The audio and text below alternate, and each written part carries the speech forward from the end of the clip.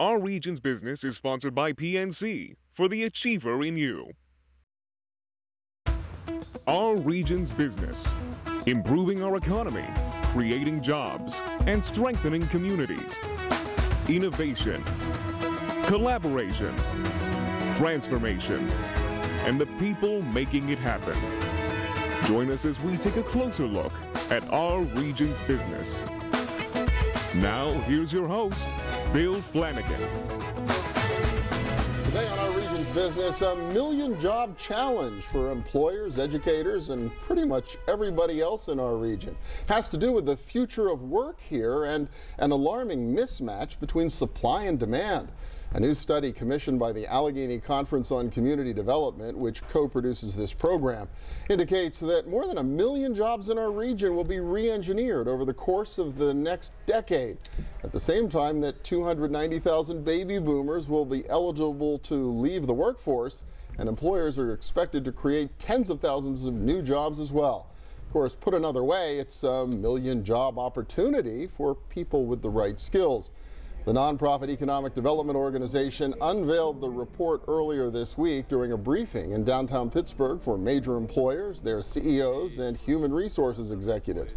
Bill Demchak, the chairman, president, and CEO of the PNC Financial Services Group, chairs the workforce strategy for the Allegheny Conference. What these numbers are going to show you is you can't hire from somebody else, right? We don't have the existing trained talent in our region to solve the problem that we're all going to face. So our challenge is going to be to keep the kids out of school, get them with the right skill sets that we need inside the region, to keep them here, and to continue the journey to make Pittsburgh an employee destination of choice. The report, entitled Inflection Points, Supply and Demand and the Future of Work in Southwestern Pennsylvania, urges immediate action by employers, educators, and policymakers. We'll talk about that in a moment, but first, the challenge itself. Laura Fisher is Senior Vice President for Workforce and Special Projects at the Allegheny Conference. Dimitri Shirey chaired the working group that developed the report. He's managing partner for Deloitte in Pittsburgh, and welcome. Good to have you both here. Good morning. Bill, great to be back. Yeah, Dimitri and Laura, you know, the Allegheny Conference has been talking for a couple of years now about the demographic challenge that the region faces. What led to this deeper dive? What was behind the decision to move forward with this? Well, Bill, one of the things that the conference board looked at was what was some of the changing dynamics in the region that were impacting our workforce. And there were two things that came to the conference board's attention.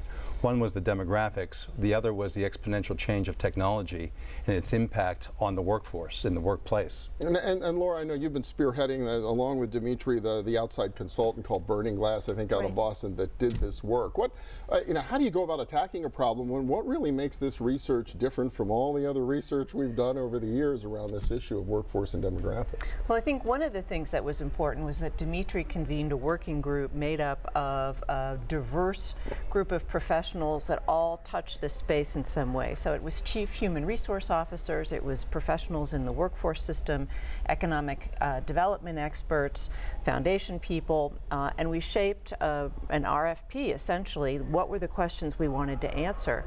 And one of the realities, as Dimitri mentioned, is the exponential change that technology is bringing. So things are changing fast. So how do we get the most current picture? The most traditional data sources that many of these kinds of reports look to are already several years out of date by the time they get to be published. So we were really interested in trying to get an immediate picture. So one of the things that makes the report different is that our partner, Burning Glass Technologies, uses all the traditional data sources, but also uses, through their own proprietary technology, a vehicle for getting all the information out of online job listings. So what employers are asking for today. So they consume about 50 million of those job postings and can really see what employers are asking for very specifically. And the third leg that made this report a little bit different is that we engaged our employers in the region. So we had more than 120 CEOs and senior executives from very diverse companies weighing in on what the challenges are and really validating the findings and adding a Pittsburgh spin to Wow. it. Incredibly ambitious. So let's talk about the supply and demand part of this first, Dimitri. What did you find? I mean, I mentioned the retirement issue, but it's even beyond that, right? So, Bill, when you look at some of the demographic information that's relevant to our region, what we found that was on average over the course of the next 10 years, there will be 29,000 retirements per year, or a total opportunity over 10 years of 290,000 jobs that will need to be fulfilled because of pending retirements. That's how many baby boomers will be leaving over that period. That's how many baby boomers will be leaving the marketplace. When you couple that with the anticipated growth in the labor shed, which directionally is somewhere between 4 and 5%, we expect the creation of about another 5,000 jobs per year, or 50,000. So all in, you are looking at a population of 340,000 jobs that will need to be filled over the course of the next 10 years. Take a step back and look at the supply pipeline, which we looked at as our K through 12 students here in the 10-county region. On average, only 26,000 will graduate on a per year basis, netting 260,000 over that same 10 years. So the delta between the 340,000 and the 260,000 represents a shortfall of 80,000 jobs. 80,000. I know you're a big-time accountant, so I trust your numbers and your math on that. Sure. So 340,000, big challenge for employers, but also that's a lot of opportunity for young people with the right skills, anybody with the right skills. It is, but I don't think it also tells the complete story. Laura, you might want to touch upon the transformation of the workplace and what that means with respect to the upskilling and the up-credentialing of individuals and the capabilities that they will need to bring to the table in the future. Now, one of the things the report and the focus groups revealed very clearly is that the nature of work itself is changing, and technology is touching every business. And even if you don't think of yourself as having a job that's technology related, you're using digital tools all the time in your work. And so what we're seeing is employers looking for better and higher and more skills on a continuing basis, and looking for talent that has the ability to continue to grow as technology evolves jobs.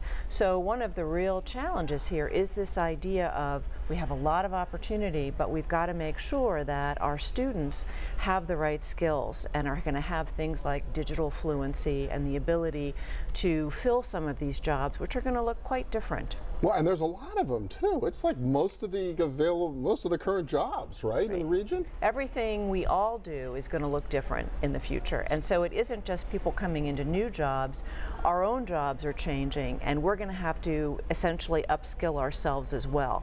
So there's this sort of new reality of continuous learning to stay competitive and to stay effective in one's work. And that was a 900,000 plus number as well. That was the 900,000 plus number, correct. So you got the 340,000 retirements, you got including the new jobs too, but then 900,000 plus that are going to change in some way over the course of the next. That's 1 million plus jobs. And that represents an incredible opportunity for our region. All right. Well, so yes, it does, if we can plan and execute appropriately to meet the challenge. So when we come back, I want to dig into that a little bit. What do we actually do with this do with this information, and who's responsible for doing something with it? So we'll be back in a minute with more on the new report on our region's workforce and what it means to employers, educators, and policymakers in our region's business return. Stay with us.